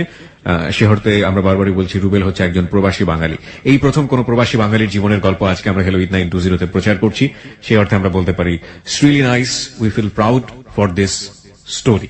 ওকে, ওর কাছেই ফিরবো, তবে তার আগে আপনাকে একটু বলি, আপনি যদি আপনার জীবনের গল্প হ্যালো 8920 তে এসে বলতে চান লাখো মানুষের কাছে, হয়তো কিছুই করতে পারবো না আপনার জন্য, কিন্তু আপনাকে একটু বেটার ফিল দিতে পারবো যে না, আপনার জীবনের গল্প লাখ লাখ মানুষের কানে পৌঁছে গেছে। এবং শুধু তাই না, এই জীবনের গল্প সারাটা জীবন এবিসির আর্কাইভে থেকে যাবে। অর্থাৎ আমরা হয়তো একদিন হারিয়ে যাব, আপনি হয়তো একদিন হারিয়ে যাবেন, কিন্তু এবিসির আর্কাইভে আপনার জীবনের গল্প সারাটা জীবন থেকে যাবে। এবং এই গল্পটি মানুষ হয়তো 100 বছর পরে হলেও আপনার জীবনের গল্প শুনতে পারবে। এটা কিন্তু একটা অসাধারণ পাওয়া। সেই জায়গাটা থেকে আপনি যদি মনে করেন আপনার জীবনের গল্প আপনি হ্যালো 8920 তে এসে বলবেন, এবং সেটা সত্যি সত্যি মানুষকে কিছু না কিছু শেখাতে পারবে ইন এ পজিটিভ সেন্স, আপনি আমাদের এখানে আসতে পারেন। ফাইন, ফিরছি আমরা। তারপর আপনি কোনো না কোনো ভাবে বলেই ফেলেছেন যে আমি তো এরকম একটা মেয়ে খুঁজছিলাম, তাই না? মেয়েটার নাম ছিল সুইটিকে। হ্যাঁ, তারপর এক পর্যায়ে ওকে আমি আর জিজ্ঞেস করলাম যে আচ্ছা তোমার কি কি সবচেয়ে বেশি পছন্দের জিনিস? না আপনি আগে বলেন আপনার কি কি বেশি পছন্দ। ওকে, আমি কই না আমি আগে প্রশ্ন করছি, আগে উত্তর দাও। তো আমায় বললো যে আমি সবচেয়ে বেশি পছন্দ করি সিম্পুল, হালুমকে আমার বেশি পছন্দ হয়। এটা আপনি বলছেন? না, ও বলছেন। ও। ওকে টুকটুকি এবং ইকরি এদেরকে আমার পছন্দ খুব। ওকে। তাই নাকি? বলতেছে হ্যাঁ। আর কি? আর টম এন্ড জেরি। আর কি কি পছন্দ? ও বলতেছে যে খাদ্যের দিক দিয়ে আমার সবচেয়ে প্রিয় মাছ ইলিশ। বড় মাছ ছাড়া আমি ভাত খেতে পারি না। আর এমনি সবজির মধ্যে পুঁই শাক, পটল, বিভিন্ন কিছু বলতেছে, সে ফুলকপি, বাঁধাকপি। তারপর এক পর্যায়ে আমি বললাম যে আচ্ছা, আপনার দুটো পছন্দের সাথে আমার একদম মিলে গেছে। তো বলতেছে কি? সিসিমপুর আর একটা হচ্ছে টম এন্ড জেরি। এবং আমার বলতেছে যে সিসিমপুরের মধ্যে আপনার সবচেয়ে বেশি ফেভারিট কে? আমি কই টুকটুকি। আচ্ছা। টুকটুকিটাকে আমার খুব বেশি ভালো লাগে। ও আমি বলতেছে তাই নাকি? ও বলতেছে আমার পছন্দ হালুম। আমি বলতেছি তাই নাকি? আপনার নামটা কিন্তু আমি টুকটুকি দিয়ে সেভ করছি। কি বললেন? আমি কি টুকটুকির মতো ছোট নাকি? না, কিন্তু আমি আপনার নামটা টুকটুকি দিয়ে সেভ করছি, কারণ টুকটুকি আমার ভীষণ পছন্দ। টুকটুকি যদি ওরকম হতো না, তাহলে টুকটুকিকে আমি বিয়ে করে ফেলতাম। বুঝতে পেরেছি, টুকটুকির উপর দিয়ে সবকিছু মেরে দিচ্ছেন। হ্যাঁ। তার পরবর্তীতে ও বলতেছে যে হালুমকে আমার ভীষণ পছন্দ, হালুম যদি মানুষ হতো আমি ওকে বিয়ে করে ফেলতাম। তো এক পর্যায়ে বলতেছে যেহেতু আপনি আমার নামটা টুকটুকি দিয়ে সেভ করছেন, তাহলে আপনার নামটা আমি হালুম দিয়ে সেভ করবো। ততদিনে আপনার বড় আপু কোথায় গেল? মানে ওর মার সাথে কি কথাবার্তা হয়? ওর মার সাথে ওর ইন্টুটেল কথাবার্তা বন্ধ হয়ে গেছে অলরেডি। এখন আর মার সাথে কথাবার্তা হয় না। ওকে ওকে ফাইন। তারপর আজকে থেকে আপনার আমি হালুম বলে ডাকবো। আমি কই সমস্যা নাই, আমি আপনাকে টুকটুকি বলে ডাকবো। তো সুতরাং আজকে কি আমাদের কি এখন কি শুধু বন্ধুত্ব থাকা যাবে? এখন যেহেতু হালুম টুকটুকিতে এসে উঠছি, তখন ও বলে যে তাহলে কি? আমি বলি তাহলে বেস্ট ফ্রেন্ড। এত তাড়াতাড়ি বেস্ট ফ্রেন্ড হওয়া কি সম্ভব নাকি? আমি কই না, এই যে এখন হালুম টুকটুকিতে যেহেতু এসে পড়ছি, তো এই হালুম টুকটুকি তো বেস্ট ফ্রেন্ড। ঠিক আছে, আজকে তাহলে আমরা বেস্ট ফ্রেন্ড হয়ে গেল। ওই দিন এখানে রাখার পরে তো আমার বন্ধুরা সবাই হাসাহাসি করতেছে, দোস্ত দাইন তো মাইরা দিলি, প্রেম তো হয়ে গেল, আমাকে কি করবি? আমাকে কিছু খাওয়া আজকে? আমি কই কি ফ্রেন্ড তো হইছে, কালকা প্রেমের অফার। যাই হোক, তো কালকে তোরা থাকবি না। কই কেন? তোরা কথা থাকলে আমি মনের কথা খুললা বলতে পারি না, আমার মনের আবেগের থেকে যে কথাগুলো আসে সেগুলো বলতে পারি না। ঠিক আছে, মানে আপনি যখন কথাগুলো বলতেন চারপাশে ওরা ঘিরে বসে থাকতো, শুধু শুনতো। এটাকে বলে কঠোপনিষদে একটা কথা আছে, সেটা হচ্ছে কেউ ভোগ করছে, কেউ উপভোগ করছে। মানে একটি গাছের ডালে দুটো পাখি, হ্যাঁ, এবং এক পাখি খাবার খাচ্ছে, সে ভোগ করছে, এবং আরেক পাখি সেটা দেখছে, সে উপভোগ করছে। তো আমাদের এই প্রেমের গল্পর পরিস্থিতি হচ্ছে এখন এরকম যে একজন মানে হচ্ছে অ্যাক্টর, সে ভোগ করছে কোনো না কোনো ভাবে, আর বাকি সবাই চারপাশে ওটা নিয়ে মজা লুটছে, সে তারা উপভোগ করছে। যাই হোক আর কি। তারপর আমি ওদের জন্য ঠান্ডা কোল্ড ড্রিঙ্ক এইসব নিয়ে আসলাম। ড্রিঙ্ক করার পর সবাই রুমে চলে গেলাম। রুমে চলার পর ঘুমায় পড়লো ওরা, কিন্তু আমার তো ঘুম আসতেছে না। জি। মানে আমার এরকম মনে হইতেছে যেন যে ওকে আমি 1000 বছর ধরে চিনি, ওকে কখনো দেখি নাই। কল্পনা করতেছি যে একটা মেয়েকে দেখি নাই, তার প্রতি এতটা ইমোশনাল হয়ে গেল। না দেখে এরকম ইমোশনাল হওয়াটা, মেয়েটাকে দেখা উচিত। আমার তো মনে হয় মেয়েটাকে আমি ভালোবাসা ফেলাইছি। আমি নিজে নিজে প্রশ্ন করতেছি এবং নিজে নিজে রাত্রে ভাবতেছি। তখন আমি এক পর্যায়ে চিন্তা করলাম যে না, এতটা ইমোশনাল ভাবে এত দ্রুত আগানো যাবে না, নিজেকে একটু শক্ত করতে হবে। কারণ আগে মেয়ের মুভমেন্টটা জানতে হবে। যদি আমি ওকে অফার করি বা প্রপোজ করি বা অফার করা যদি নট অ্যাকসেপ্টেবল জানিয়ে দিল, শুধু বন্ধুত্বের মাঝে রাখলো, এটা আমি অপমানিত প্লাস আমার মন ভাঙ্গা হয়ে যাবে। সুতরাং এই জিনিসটা বলার আগে আমি ওকে আরো ট্রাই করতে চাই যে ও আসলে কি আমাকে অরিজিনালি মন থেকে ভালোবাসে কিনা। তো রাত্রে এগুলা ভাবার পরে এক পর্যায়ে ঘুমিয়ে পড়ছি। প্রত্যেক দিনের মতোই আমি ফজরের নামাজ পড়ি। আজকেও নামাজ পড়ে আল্লাহর কাছে তখন, আল্লাহ হয়তোবা তুমি আমার দোয়াটা কবুল করছো, মেয়েটা আমার প্রতি খুব হাসি সুলভ কথা বলে এবং ও হয়তোবা আমাকে মনে মনে লাইক করে বা আমাকে দেখে না, আমি ওকে দেখি না। আল্লাহ যদি সত্যি ও ভালো মেয়ে থাকে এবং আমাকে ভালো মনে করে, তাহলে আমাদের দুজনের জুটি তুমি মিলাই দাও। এর মাঝখানে কি আপনি একবার জিজ্ঞেস করেছেন যে আপনি দেখতে কেমন? ওকে জিজ্ঞেস করেছে যে আপনি দেখতে কেমন? সেটা পরবর্তীতে জিজ্ঞেস করছি। মানে এই সময় পর্যন্ত জিজ্ঞেস করেনি। আচ্ছা আচ্ছা। তো পরবর্তীতে এরকম ডিউটিতে যেতাম, তো দৈনিক এরকম সবাই আমার সাথে মানে যতদিন মানে ছিল আমাকে সবাই আমাকে সবাই বেশি ভালোবাসতো। বসও খুব লাইক করতো, আমার সবসময় বলতো যে ইয়াং ম্যান, খুব ভালোবাসতো বসে। বসে কইতো যে ঠিক আছে, সেফটি অনুসারে কাজ করবা তুমি সবসময়। আমি শুনতেছি নাকি তুমি বিয়ে করবে নাকি প্রেম টেম, সবাই কোম্পানির সবাই বলতেছে। আমি বলেছি বস না, এগুলো মিথ্যা কথা বলতেছে ওরা, আসলে স্যার আমার নামে বাড়িয়ে বলতেছে। কয় না সমস্যা নাই, ভালো প্রেম করা ভালো, কিন্তু প্রেমের মধ্যে বেড়া দিও, আবার প্রেমের মধ্যে কি বেড়া দিও না। আমি কই এটা না স্যার, আমি কি কখনো প্রেম করা কি আমাদের পক্ষে সম্ভব নাকি? তখন বলে না সমস্যা নাই, তারপরে কাজ করে মনোযোগ দিয়ে। তো এক পর্যায়ে তারপরের দিন ওদের জন্য ফোন দিতেছি না, ওরা ঘুমাবে তারপরে ফোন দেবো। ওরা যখন ঘুমায় পড়ছে আমি ছাদের উপরে গেছি, ছাদের উপরে গিয়ে দেখি আরেকজন ওর বউর সাথে গল্প করতেছি। তো আমি কিভাবে কথা বলি, ওর বউর সাথে গল্প বলতেছি, অনেকক্ষণ দাঁড়া রইলাম গেটের সামনে, কিছুতে গল্প ছাড়তেছে না। এরকম গল্প মানে পুরো হিস্টোরি মানে আমি শুনতেছি এখান থেকে, মানে বউর সাথে প্রেম করে বিয়ে করছে তো মানে তুই তো গাড়ি। হ্যাঁ, এখন মানে পুরা ঝগড়া চলতেছে। ওকে, তখন আমি এখানে বসে থাকলে ও তো ঘুমায় পারবো, তাহলে আমার কথার 12টা বেজে যাবো। সাথে সাথে নিচে আসলাম, পাশে একটা গার্ডেন ছিল, গার্ডেনের মধ্যে বসে ফোন দিলাম।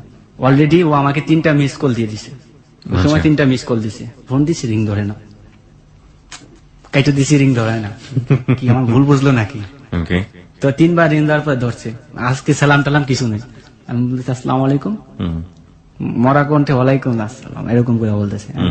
আজকে কণ্ঠস্বরটা দেন কিরকম লাগতেছে, আপনাকে আমি কতগুলো মিস কল দিছি এবং ডাইরেক্ট কল দিছি, আপনি কেন রিসিভ করলেন না? আমি কই দেখা, আমি কিভাবে রিসিভ করবো, আমার বন্ধুরা আমাকে বিরক্ত করতেছিল, ওরা ঘুমাইছে। আর ছাদের উপরে গেছি, দেখি ওখানে আমার এক বন্ধু আর বউর সাথে গল্প করতেছে, সেই কি যুদ্ধ, তুমুল যুদ্ধ। তারপর অনেক বুঝিয়ে টুজিয়ে কয় না, এরকম যেন আর কখনো না হয়, বেস্ট ফ্রেন্ডের ইয়ে তো বোঝেনি, প্রত্যেকদিন আমার সাথে কথা বলতে হবে, ওকে, কোনো সমস্যা নেই। তখন ও আমায় বলতেছে যে আজকে কি দিয়ে খাওয়া দাওয়া করছেন। প্রত্যেকদিন আমার আসলে খাওয়া দাওয়ার কথা জিজ্ঞেস করতো, কি দিয়ে খাওয়া দাওয়া করছেন, কি আসলে বিষয় সবকিছু জিজ্ঞেস করতো, বাড়িতে ফোন করছেন কিনা, আম্মার সাথে কথা বলছেন কিনা, এগুলো সব পার্ট বাই পার্ট আমায় জিজ্ঞেস করতো। তখন আমাকে বলতেছি যে আজকে তো আমি কিছু কথা বলার জন্য আসছি, আজকে আমার বন্ধুরা নেই, আজকে তোমার সাথে কিছু ইম্পর্টেন্টলি ইমোশনাল যে বিষয়গুলো সেই বিষয়গুলো কথা বলবো।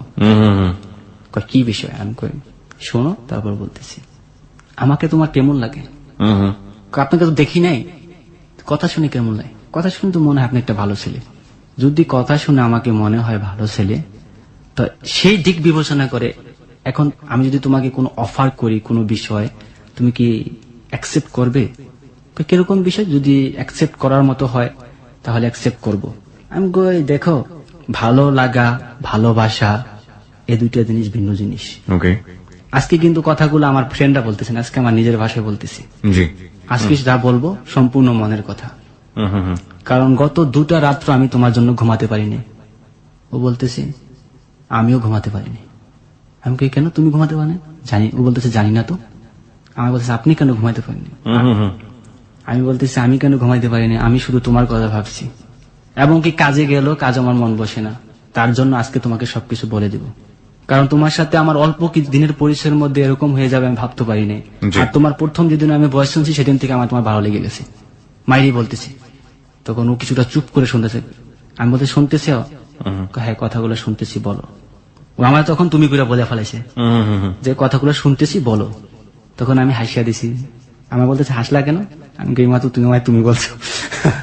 তখন বলছো ও সরি। আমি সরি বলার কিছু নেই, এখন যে তুমি বলছো এই তুমি সারা জীবন থাকতে হবে।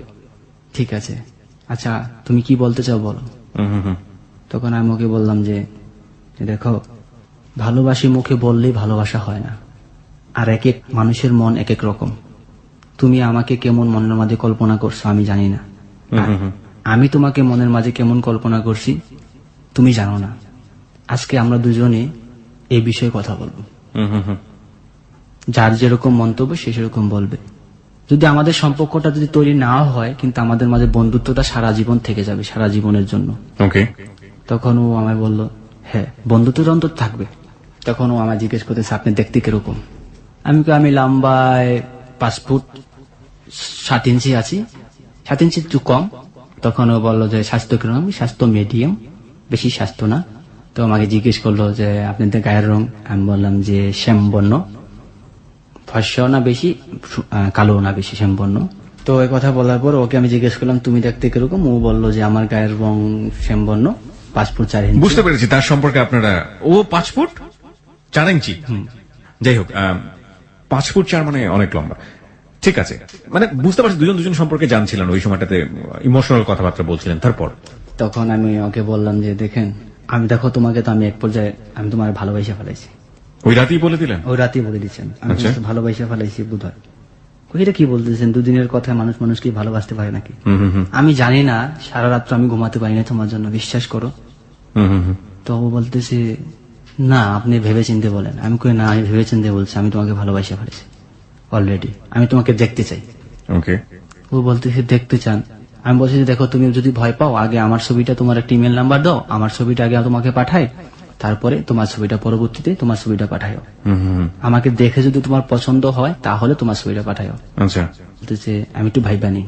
তো কিছুক্ষণ 1 মিনিট সময় নিল, 1 মিনিট সময় পর ঠিক আছে, ও বলতেছে ঠিক আছে আমি তো আমার ইমেল নাম্বারটা দিতেছি তোমারে, তো তুমি তোমার ছবিটা পাঠাই দিও, তা পরবর্তীতে তোমার ছবি দেখা মাত্র আমার ছবি পাঠাই দেবো। হুম হুম হুম। আমি ইমেল নাম্বারটা রাখলাম, রাখার পরে পরবর্তী দিন রবিবার, হুম হুম হুম। তো ছুটির দিন, তা আমার ছবিটা আমি ওর কাছে পাঠাই দিই। আচ্ছা পরবর্তীতে ও আমাকে প্রথমে বলছিল যে আমাকে যে দুজন দেখে পছন্দ হয় তারপরে আমাদের প্রেম ভালোবাসাটা যাওয়া উচিত। ওকে তো আমাকে দেখে সাথে সাথে ফোন দিছে যে আমার ছবিটা পাঠাইতেছি। আমাকে কি পছন্দ হয়েছে হুম হুম। বলে না, হাসতেছে। আচ্ছা আমাকে পছন্দ হয় না, আমি তো দেখতে ভালো না, তুমি তো আমার পছন্দ করবা না, আমি জানি। আমার ছবিটা পাঠাইতেছি, আগে আমার ছবিটা দেখো, তারপর আমার ডিসিশন জানাইতেছি। হুম তারপর ওর ছবি পাঠাইছে। তা আমার বন্ধুরা সেদিন ছিল আমার সাথে, ওর ছবি পাঠাইছে, ও দেখে আমার কিন্তু ওর ছবি পছন্দ অ্যাকচুয়ালি বেশিটা হয় না, ওকে আপনার তেমন একটা পছন্দ হয়নি? যেরকম মনে কল্পনা করছি সেরকমটা না। ওর কি হয়েছে পছন্দ? ওর পছন্দ হয়েছে। আচ্ছা আমার বন্ধুরা আমি দোস্ত যেরকম কল্পনা করছি এরকম তো পাইলাম না, তো কথায় তো প্রেম করলাম। তখন ওরা বলেছে তুই মেয়েটার চেয়ার ফেস দেখছো, চোখগুলা দেখছস, তুই এই মেয়েটার সাথে তো দিন কথা বলছস, ই করছস, এখন যদি এই মেয়েটা তুই 10 দিস, এই মেয়েটা তোর অভিশাপ দেওয়া, মেয়েটা কি দেখতে একেবারে খারাপ নাকি? আমাদের সবার পছন্দ, তোর পছন্দ হয় না গেলে? আমার পছন্দ হয়েছে, কিন্তু আমি মনের মতো তো আমি যেরকমটা কল্পনা করছি ওরকমটা না। তো আমার বন্ধুদের বিষয়ে আর কি আমি বেশি আগ্রহ হয়েছি, ওরা আমাকে বেশিটা ইমোশনাল করছে। তো পরবর্তীতে তুই জানা দিয়ে মেয়ের পছন্দ করছো, তাহলে তোর সাথে আমি গাড়ি এরকমটা বলতেছে। তুই রাত্রে ভাইবা দেখিস তুই ওর ভালোবাসিস কিনা, তুই সত্যি সত্যি ওর ভালোবাসিস দেখিস। তো পরবর্তীতে আমি সাথে সাথে জানা, হ্যাঁ তোমার আমার পছন্দ হয়েছে। তো বললো যে হ্যাঁ আমাকে তোমার পছন্দ হয়েছে। মানে এটা আপনার মনের ইচ্ছার বিরুদ্ধে হলো, আপনার বন্ধুদের চাপাচাপিতে আপনি কাজটা করলেন? হ্যাঁ। ওকে। রাত্রে যখন রুমে আসছি, রুমে এসে ভাবতেছি আসলে করে আমি ভালোবাসি। দেখে নিজে নিজে চিন্তা করলাম না আসলে ওর প্রতি আমি ইমোশনাল, শুধু ওর ছবি দেখে না বা ওরই দেখে না, ওর প্রতি আমার অন্যরকম একটাই যে না আসলে আমার বন্ধুদের কথা ঠিক বলছো, ওর আমি ভালোবাসি। আর ভালোবাসা সৌন্দর্য দিয়ে হয় না। তো এক পর্যায়ে এরকম প্রত্যেক দিনে ওর সাথে আমার কথা হতো, এরকম কোন রাত্রি নাই ওর সাথে আমি 2 ঘন্টা 4 ঘন্টা কথা না বলছি। প্রতি মাসে আমার মোবাইল বিল প্রায় 20-30 হাজার টাকা বাংলাদেশের খরচ হতো। আর তখন থেকে আমি প্রচুর কাজ করতাম, ওভার টাইম পার্ট টাইম, যখন যা পাইতাম সব করতাম। তো যখন ফোন দিতাম ও আমাকে বলতো যে হালুম, আমি বলতাম টুকটুকি, তখন বলছে আজকে সিসিমপুরে কি হয়েছে, তারপর আমার বলছে হালুম তো হাম হাম সবসময় হাম হাম করে। তখন আমি বলতাম যে টুকটুকি তো সবসময় দেখা যায় চিক চিক চিক কিরকম করে কথা বলে, আর মাথার মধ্যে এতটুকু চুল আর এতটুকু একটা ফরাক পরে ঠিক কিরকম করে, মানে এলিয়া, মানে সবসময় কথাবার্তা হইতো। তো পরবর্তীতে আমাকে একদিন বলতেছে তুমি কি গান গাইতে পারো? আমি হ্যাঁ গান গাইতে পারি। তুমি গান গাইতে পারো, আমার এতদিন ধরে কথা বলতেছো, আমার কোনোদিন বললো না তুমি গান গাইতে পারো, আমাকে গান শোনাতে হবে। তখন আমি একটা গান গিয়ে শোনালাম। তো ও আমার গানগুলো খুব মনোযোগ দিয়ে শুনতো, যে আমার বলতো যে তোমার কণ্ঠটা খুব সুন্দর। আমি বলতে আমার পাম দিতেছ, হয়তো বা মোবাইলে সুন্দর শোনা যায়, কিন্তু বাস্তবে আমার কণ্ঠটা সুন্দর না। কয় না, আমি বলি যে কেউ যদি কাউকে ভালোবাসে তাহলে তার সবকিছু এমনিতে সুন্দর লাগে। এদিক দিয়ে ওর সাথে কথা বল, মানে ওর আম্মু মিস কল দিতেছে, ওর আম্মু মিস কল। আমি কই তোমার আম্মু তো মিস কল দিতেছে, তাহলে আমি কাইটা দাও, ব্যাক করো। তো ব্যাক করছি, ব্যাক করার সালাম দিচ্ছে, আসসালামু আলাইকুম আপা ভালো আছে? ওয়ালাইকুম আসসালাম। বলতেছে ভালো নাই। আমি কেন, তুমি অনেকদিন ধরে ফোন দাও না, ব্যাপারটা কি? সন্দেহ করে বসে। আমি কই দেখেন ব্যস্ত থাকি তো হয়তো ফোন দেওয়া হয়ে ওঠে না। কয় না অন্য কোনো কারণ আছে, আমার মেয়ের সাথে তুমি যেদিন থেকে কথা বলছো সেদিন থেকে তোমার ফোন দেওয়া বন্ধ হয়ে গেছে। বিষয়টা কি? আমার মেয়ে ওর দেখি মাঝে মাঝে দরজা লাগায় ওই জন্য কার সাথে কথা বলে। ছেলেটা কি তুমি যার সাথে কথা বলে? কি বলতেছেন আপা, আপনি কথা বললেন আমি আপনার মেয়ের সাথে কথা বলবো, এরকম কথা হইলো? আপনি আমাকে এরকম অবিশ্বাস করতেছেন? অবিশ্বাস করতেছি না অ্যাকচুয়ালি, কিন্তু আমার মনে হইতেছে তুমি ওর সাথে কথা বলো। দেখো তোমাকে একটা কথা বলে দে ভাই, আমার সোনার সংসারে তুমি আগুন দিও না, আমি সুখে আছি, তুমি আমার সুখটুকু কেটে নিও না। মানে এই ধরনের কথা আপনাকে বলে? এই ধরনের কথা বলেন। আমার মেয়েটা এখন খাওয়া দাওয়া ঠিক মতো করে না, এলোমেলো ভাবে চলাফেরা করে, সারাদিন কি যেন ভাবে, এরকম আমি ওকে কখনো দেখি নাই। আমি মা, আমি সবকিছু বুঝতে পারি, আমি শিওর ও তোমার সাথে কথা বলে। আমার মেয়েটাকে নিশ্চয়ই কোনো কান পড়া দিছো তুমি, আর তুমি যে কথার জাদু নিশ্চিত আমার মেয়েটাকে তুমি গলায় ফেলাইছো। তো আজকে কিন্তু উনি আমার সাথে অনেক বলতে গেলে খারাপ ব্যবহার করতেছে, যে নেক্সট টাইম আমার মেয়ের সাথে কথা বলবা না, আমার মোবাইলে ফোন দিবা না। তো এর পরবর্তীতে আমি বলে, দেখেন আপা আপনি ভুল করতেছেন, না তুমি আর কোনো কথাই বলবা না। ওর আম্মু লাইন কেটে দিল। লাইন কেটে দেওয়ার পর সাথে সাথে ওরে রিং দিছি। রিং দেওয়ার পর আমি কই, তুমি এখন কোথায়? কয়, আমি ছাদের উপরে। তোমার আম্মু? আম্মু রুমে শুয়ে দিছে। আমি কই, তোমার আম্মু তো আমাকে ঠেক দিয়ে দিল। কই, কি ঠেক? এরকম বললো। কয় কি যা প্যার কিয়া তু ডানা কিয়া। তো ওকে, তখন ও বলা যে তোমার সাথে আমার সম্পর্ক হয়েছে, এটা সারা জীবন থাকবে। সেটা আম্মু কেন, আরো অন্য কেউ যদি বাধা দেয় সেটা কখনো বিনষ্ট হবে না, কারণ আমাদের প্রেমটা পবিত্র। ও সবসময় 5 ওয়াক্ত নামাজ পড়তো এবং আমি সবসময় 5 ওয়াক্ত নামাজ পড়তাম। ওকে, তো আমি ওকে একটা কথা বললাম, তুমি আগে যতটুকু ভালো ছিলে এখন তার চেয়ে বেশি ভালো হওয়ার চেষ্টা করো, কারণ আল্লাহ পাক যাতে তোমার আমার সাথে মিলটা হয়। আমি সবসময় এই কথা আল্লাহর কাছে বলতাম। সত্যি কথা বলতে যেদিন থেকে ওর সাথে আমার এই কথা হয়ে গেল, সেদিন থেকে আমি একটা মেয়ের দিকেও প্রখর দৃষ্টি দিকে একবার তাকানোর পর দ্বিতীয়বার আমি তাকাই নাই। আমি ওকে কথা দিছি আমি আর অন্য কোনো মেয়ের দিকে তাকাবো না। তো পরবর্তীতে ওরকম কথা বলতে একদিন আমার আফাকে বললাম যে, তুই এখন বাড়িতে বেশি ফোন দেস না, বিষয়টা কি? আফাও কে বলতেছে, আমার আপা। আমি বলি, আপা এরকম একটা মেয়ের সাথে আমি কথা বলি, মেয়েটা দেখতে ভালোই, কক্সবাজার বাড়ি, আমার সাথে একদিন পরিচয় করে দিস। তো সেই সূত্রে আমার আফার সাথে একদিন ওরে পরিচয় করে দিলাম, কথাবার্তা বলে দিলাম। সেই থেকে আমার ছোট ছোট 2 ভাগ্নি আছে, ওরে মামি মামি ডাকতো সবসময়। আমার আপার সাথে ভালো সম্পর্ক হয়ে গেল।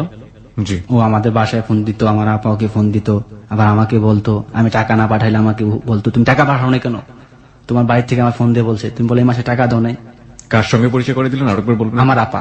মানে আপনার বড় আপা? হ্যাঁ, আমার বড় আপা। বড় আপার সঙ্গে পরিচয় করে দিলেন কি হিসেবে আমার মানে বললাম যে আমার ফ্রেন্ড, ওর সাথে আমার মোবাইল ফোনে পরিচয়। সত্য কথা বলছি। এটা তো আর আলটিমেটলি সুইটির মা জানতো না, বা সুইটির কেউই জানতো না, সুইটির মাকে জানতো না। আচ্ছা, শুধু আমার আপা জানতো। ওকে, আমার আপা বলতেছে, ঠিক আছে যাই করিস বুঝতে না করিস, তুই তো বড় হয়েছ, তখন তার ছোট না। রাইট। তো প্রত্যেক দিন আমার কথা হতো, মানে একটা দিন যদি কথা না বলতাম পাগলের মতো হয়ে যেত। মানে এরকম পাগল, মানে রিং কলের পর কল দিতেই থাকতো, এবং আমার মোবাইলে যদি টাকা না থাকতো ডাইরেক্ট কল দিয়ে আমার সাথে কথা বলতো।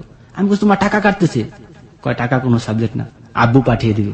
আব্বু কই ছিল ওদের? সৌদি আরব। ওর আব্বু বিদেশে ছিল? হ্যাঁ। বুঝতে পেরেছি। ও কি ফ্যামিলির সবচেয়ে বড় মেয়ে ছিল? হ্যাঁ, বড় মেয়ে ছিল। হ্যাঁ। তো এক পর্যায়ে দেখা যায় আমাদের মানে অনেক গভীরে পৌঁছে গেল। ঠিক খাওয়া দাওয়া ঠিক মতো হয় না, অন্যরকম কাজের দিকে মন মানসিকতা নাই, বসের কাজের সাইডে গেলে গালিগালাজ করে, এখন আগের মতো দেখে না, কাজের দিকে মন দেখে না, কিরে। তারপরে এক পর্যায়ে দেখা যায় আমার কোম্পানির কাজ কমে আসলে, এর মধ্যে 1.5 বছর অলরেডি পার হয়ে গেল ওর সাথে মোবাইল ফোনে কথা বলতে বলতে। তো একদিকে কোম্পানির কাজ কমে গেল, বস আমাকে একটু অপছন্দ করতে শুরু লাগলো। একদিন কাজ সুপারভাইজারের সাথে ঝগড়া হলো, ফোরম্যানের সাথে কাজের সাথে ঝগড়া হলো। সেই ঝগড়াটার বিষয় ছিল মানে অন্য একটা বিষয়, সেলফোন নেই, মোবাইল চার্জে দিয়েছিলাম স্টোরেতে, ওই স্টোর তালা মেলা চলে গেছিল গা। সে আমি ঝগড়া হলো, ঝগড়া ইম্পর্টেন্ট না। ঝগড়া হওয়ার পরে এক পর্যায়ে বসে আসলো, বসে আসার পরে তো আমার কাজটা বন্ধ করে দিল। বন্ধ করে দেওয়ার পরে আমার 15 দিন স্লিপ দিয়ে দিল বসে। 15 দিনের স্লিপ মানে কাজ টাজ বন্ধ সব। আচ্ছা, ফোরম্যানের সাথে সুপারভাইজারের সাথে সাইডে ঝগড়া হয়েছে। তো এই পরবর্তীতে যখন নাকি কথা বলছে, তখন আমিও বাইরের কাজ ঠিক করে নিয়েছিলাম, বাইরের কাজ টাজ করতাম। তো বসে এক পর্যায়ে 15 দিন পরে আমার বলতেছে যে, শেখ রুবেল তোমার তো দেশে চলে যেতে হবে, এখন আমার কাজ নেই, তুমি 15 দিন থাকার পরে আবার ব্যাক করতে পারবা। আচ্ছা, তুমি 15 দিনের জন্য দেশে ছুটিতে চলে যাও। তখন আমি বলতেছি যে, না আমার 15 দিনের জন্য ছুটিতে, আমার 15 দিনের কাজ দেশ নেই, তুই এখন বলতেছ আমি 15 দিনের জন্য দেশে যাবো। তখন উনি বলতেছে, না I am sorry, so extremely sorry, you better you go to your home.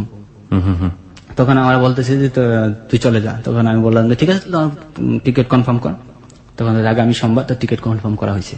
আচ্ছা, তো এর মধ্যে আমি বাড়িতে কিছু আগে জানাইনি ফার্স্টলি। তখন ওরা ফোন দিলাম যে, দেখো আমি তো 15 দিনের জন্য দেশে আসতেছি ছুটিতে, 15 দিন পর আবার সিঙ্গাপুর আমার ব্যাক করতে হবে। আচ্ছা, তো এখন আমি কি করতে পারি বলো? তোমার সাথে তো 15 দিনের মধ্যে আমার দেখা করা সম্ভব না, কারণ আমার বাড়িতে গেলে আত্মীয় স্বজনের বাসায় আমার বাড়ি থেকে বাইরে দেবো না 15 দিন, আমার কোথাও যেতে দিব না। সুতরাং 15 দিন আর কক্সবাজার যেতে মিনিমাম 1 সপ্তাহ দেখা।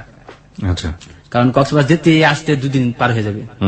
তো সুতরাং তোমার সাথে আমার এই সফরে দেখাবো না, সামনের সফরে। ও চোখের জল টল মলায় মানে চিৎকার পারতেছে, তুমি সব কি বলতেছো? তুমি যদি এখন আমার এসে বিয়ে না করো, আমি ইন্টার কমপ্লিট করছি, আমার আব্বু আসতেছে কিছুদিন পর, আমার আব্বু এসে আমার অন্য জায়গায় বিয়ে দিয়ে দিবে।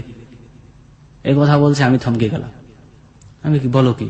হ্যাঁ আমি বিএসএস পড়তেছি, আমার কি ঘরে বসায় রাখবো নাকি তোমার জন্য? আমার বিয়ে দিবে না? আমি বড় হয়েছি না? তো এই কথা বলার পর আমি এখন কি করবো? তুমি ডাইরেক্ট কক্সবাজার চলে আসো। আমি কি বলতো তুমি পাগল হয়ে গেছো নাকি? হ্যাঁ, ডাইরেক্ট কক্সবাজার চলে এসে আমার বিয়ে করো। আগে বিয়ে করার পরে চিন্তা, তুমি আসবা, তুমি না আসলে আমি সুসাইড করবো। এক কথা, তুমি আসবে কিনা? প্রিয় শ্রোতা, আমরা আরেকটা বিরতি নিতে চাই। এ পর্যায়ে আমরা দেখতে পাচ্ছি যে সুন্দর মুভমেন্ট গুলো বাস্তবতার দিকে আসছে এবং বাস্তবতার দিকে এসে কমপ্লেক্সিটি বা এক ধরনের জটিলতার দানা ধীরে ধীরে বেঁধে উঠছে। দেখতে চাই সামনের দিকে, আরো যেতে চাই। আজকে এখানে আছে রুবেল। রুবেল এসছে সিঙ্গাপুর থেকে, সে একজন প্রবাসী বাঙালি, সে তার জীবনের গল্প বলছে এবং 26 বছরের রুবেলের জীবনের গল্প আমাদেরকে আজকে কি শেখায় সেটাই হচ্ছে কথা, আমাদের শেষ পর্যন্ত শুনতে হবে। এবং রুবেলকে দেখার জন্য, রুবেলকে কিছু বলার জন্য আপনারা চলে আসতে পারেন আমাদের ফেসবুকে। আমাদের ফেসবুকের ঠিকানা facebook.com/hello8920। সে পরবর্তীতে বলেছে আমার এসে তুমি বিয়ে করবা, তা তুমি যদি বিয়ে না করো আমি সুসাইড করবো। তখন আমি বলতেছি যে দেখো এরকম পাগলামি করলে হবে না। কয় না, আমি আর কোনো আমার পথ থাকবে না। তখন এই কথা বলে আমি ঠিক আছে, আমি তোমার কাছে ডাইরেক্ট আসতেছি, আমরা এসে বিয়ে করবো, বিয়ে করার পরে তারপরে কি করা যায় তারপরে চিন্তা ভাবনা করবো। এই কথা আপনি তাকে দিলেন? হ্যাঁ, কথা দিলাম। আমি বললাম সোমবার দিন আমার টিকিট কনফার্ম করা হয়েছে, আমি আজকে মার্কেটিং এর জন্য যাইতেছি, সময় আমার হাতে কম, মাত্র 2 দিন। তো এই কথা বলার পর আমি সেদিন মার্কেটিং করলাম। মার্কেটিং করার পর কোম্পানির সাথে লেনদেন যা ছিল সম্পূর্ণ ক্লিয়ার করে, তুই বিশ্বাসই করতে পারছিস না আমি দেশে আসতেছি। ও বলছে তুমি সত্যি দেশে আসতেছো? আমি বলেছি হ্যাঁ, সোমবার দিন আমার ফ্লাইট।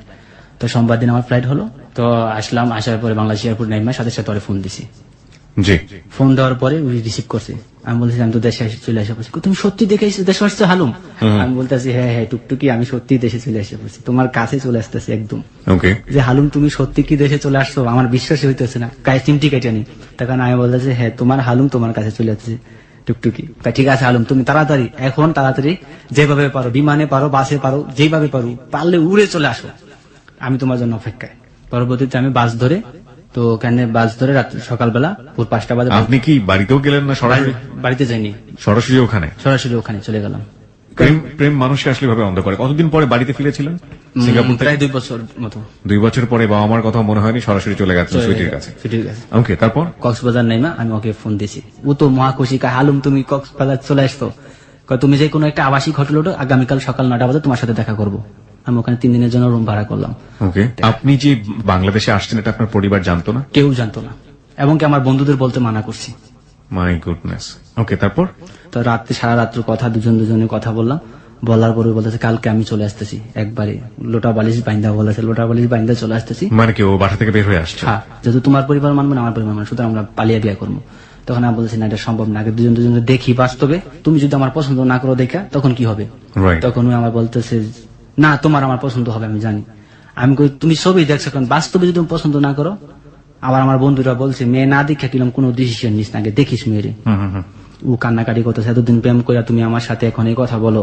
বুঝাইলাম যে দেখো টুকটুকি এরকমটা করে মানুষ দেখে তারপরে আমরা দুজন ডিসিশন নেবো কিভাবে কি করলে সুবিধা হয়, যেহেতু তোমাদের এখানে আমি চলে আসছি আর তো ফিরে যেতেছি না। তো এই কথা বলার পরে ও বলে ঠিক আছে কালকে 9টা বাজে দেখা হবে। সকাল 9টা বাজে কক্সবাজার সাংস্কৃতিক কেন্দ্রের মোড়ে আমি দাঁড়াই আছি। ও রিক্সা করে আসছে, রিক্সা সালোয়ার কামিজ পরা। আসার পরে যখন রিক্সার সামনে আসছে ওকে দেখে তো আমি ফ্লাইট হয়ে গেছি পুরো, আপনি ফ্লাইট হয়ে গেছেন, শাই করে উঠে যাচ্ছেন। হ্যাঁ বলেন, তারপর? আমি অন্যরকম হয়ে গেছি, যে বাস্তবে দেখতে আরো অপছন্দ মনে হয়েছে। বাস্তবে আমার মানে বাস্তবে দেখে আরো পছন্দ হয়েছে? আরো পছন্দ হয়েছে। কেন আমার পরে যখন আমার সাথে কথা বলছে যে কেমন আছো, আমি বলছি ভালো আছো, ভালো আছি। ওকে বলিও না যে তুমি কেমন আছো। পরবর্তীতে যখন ওর চোখের দিকে তাকাইছি, যে চোখের মধ্যে জল টলটল করতেছে, আর কোনো কথা নেই, সাথে সাথে হাত থাবাদা ধরে ফেলেছি। চলো ডিসিশন নিয়ে ফেলেছি, বিয়ে করবো। এই মেয়ে আমাকে অরিজিনাল ভালোবাসে, একটু দেখছি আমার মনটা খারাপ, তাতে ওর চোখে জল আইসা পড়ছে। সুতরাং ও আমার প্রতি পুরোটাই ইমোশনাল, আর সৌন্দর্য দিয়ে ভালোবাসা প্রকাশ হয় না। মানে আপনার জায়গাতে আমি যেটা বুঝতে পারছিলাম যে আপনি এখনো কনফিউশনে আছেন, সৌন্দর্যের জায়গা থেকে আপনি এখনো মেনে নিতে পারছেন না মেয়েটাকে। জি। কিন্তু ও আপনাকে ভালোবাসে, এটার জন্য আপনি সিদ্ধান্ত নিয়ে ফেলেছেন যে না ঠিক আছে, ওকে মেয়েটা আমাকে যেহেতু ভালোবাসে এখনই বিয়ে করে ফেলবো। ওকে, তারপর? আমরা হোটেলের মুখে যেতেছি, আমি 10 গজ সামনে, ও 10 গজ পিছনে। তো একটা মোটরসাইকেল দিয়ে একটা লোক, মধ্য বয়সী একটা লোক আইসা অরিজিনাল কি জিজ্ঞেস করছে। তখন আমি বলতেছি যে টুকটুকি তোমায় কি জিজ্ঞেস করলো ওই লোকটা? আমার মামা। কি জিজ্ঞেস করলো? তোমার মামা এখানে কি করে? আমি তো জানি না, আমার মামা বলো যে তুই কোথায় যাস, বান্ধবীর বাসায় যাই। আমি অতটা মাইন্ড করলাম না, তো এই কথা বলে আমি সাইড ব্যাগটা নিয়ে হোটেলের রুমের ভিতরে গেছি। রুমের ভিতরে যাওয়ার পরে ওরা আমি বলছি যে তুমি সোফার মধ্যে বসো, আমি ব্যাগটা রেডি করতেছি। টুকটুকি ওরা আমি হাত দিয়ে স্পর্শ করছি, এই জীবনের ফার্স্ট। আর আমি মানে এখান থেকে স্পর্শ করা, কাদের মধ্যে ধরে বলছি বসো, টুকটুকি তোমার সাথে আমি কথা বলছি এতদিন। তখন আনন্দে আমার চোখে মানে জল আইসা পড়ছে, এতটুকু একটা মেয়ে তুমি এত মিষ্টি মিষ্টি করে আমার সাথে কথা বলছো। তো ও ভয় পাইতেছে, ভয় হাত পা কাঁপতেছিল। তখন আমি বলছি তুমি বসো, ভয় পাও না, এখন আমরা বাইরে হয়ে যাবো। তো ঠিক আছে, তো কিছুক্ষণের মধ্যে আমরা বাইরে হয়ে গেছি। বাইরে হওয়ার পরে দেখি যে ওর মামা 4-5টা বন্ধু বান্ধব নিয়ে বাইরে দাঁড়ায় আছে। ও বলতেছে আমার মামা। আমি কোথায়? আমি বললাম মায়ের মনে একটু মাটিতে পারবো না, সব কটা পিঠে। আমি চিন্তা ভাবনা করলাম এখন কি হবে, আমার এই পরিচিত কেউ নেই এলাকায়। যখন নাকি আমরা বাইরে চলে আসলাম, আমার মামা এসে আমার থাবাতে আমার হাতটা ধরলো প্রথম। হ্যাঁ, তো বিয়ের স্বাদ আজকে মিটিয়ে দেবে আপনার। হ্যাঁ, হাত ধরা মাত্র দেরি, তখন ভয়ে নার্ভাস ফিল করতেছি। তখন ও এসে কি করলো, সাথে সাথে ওর মামার থাবাতে হাতটা ছাড়াই দিল, বলতেছে আপনি ওর হাত ধরার কে? তখন ওর মামা কষায়া দুটা চর মানে ওরে মারে, গাল দুটার সাথে সাথে লাল হয়ে ফুলে গেল এরকম। আরেকটা চর মাত্র বসে আমি সাথে সাথে হাত থাবাতে ধরছি যে থামে, মার দূর করার কোনো দরকার নেই, কোথায় যেতে হবে আমি যাবো, চল বাসায়। তখন আমাদের সিএনজিতে করে বসালো, দুজনে বসলাম। ও আমার হাত ধরে বলতেছে হালুম তুমি কোনো ভয় পাও না, আমি আছি না, তোমার টুকটুকি থাকতে তোমার কিছু করতে পারবো না। নাও সাসপেন্স ইজ বিগান। ওকে, আসল ক্লাইম্যাক্স শুরু হয়েছে সিনেমার এবার। ফাইন, তারপর কক্সবাজার সদর আর খালুর বাসায় নিয়ে গেল। আমার মা তো আগে থাকতেই জানে, ওর মা আসলো, ওর খালু আসলো, বড় সবাই অপার সাথে হ্যাঁ, আপনার দেখা হতে যাচ্ছে। হ্যাঁ। তো পরবর্তীতে ওদের বাসায় ওখানে বসলাম। বসার পরে আপ্যায়ন করছে, এরকম নাস্তা টাস্তা নিয়ে আসছে। আসার পর আমার ইন্টারভিউ নিতেছে, আমার পাসপোর্ট নিয়ে গেল, এসে আমাকে ইন্টারভিউ বিভিন্ন কিছু ইন্টারভিউ নিতেছে। খালু ইন্টারভিউ নিয়ে দেখলাম ইন্টারভিউতে পাস। কিসের ইন্টারভিউ? ইন্টারভিউ নিয়েছে যে আমি কতটুকু education, so plus family character, বা আমি কিরকম ট্যালেন্ট প্রশ্ন করছে, নাম ঠিকানা লিখেছি। বুঝতে পেরেছি। হ্যাঁ, তারপর আর খালার হাত ধরে বলতেছি আমি কাঁপতে কাঁপতে, যাই করেন আমার শরীরে যাতে কোনো টাচ না পড়ে। এখানে আমি মারের ভীষণ ভয় পাই। ঠিক আছে, আপনারা যা বলবেন তা করতে রাজি, আমি ওকে বিয়ে করতে রাজি আছি। কিন্তু দরকার হলে আমি ছেড়েও দিব, কোনো সমস্যা নেই, কিন্তু শরীরে টাচ করবেন না। না, আমি ভয় পাইতেছি। তখন ও বলতেছে যে তুমি ভয় পাও কিসের জন্য, আমি আছি না। ওর খালা বলতেছে না সমস্যা নেই কোনো। তো আমি বললাম যে দেখেন বিয়েতে আমি রাজি আছি, কিন্তু আমার গার্জিয়ান এই বিয়েতে রাজি হবে না, প্রয়োজন হলে আমার তেজ্য পুত্র করে দেবো,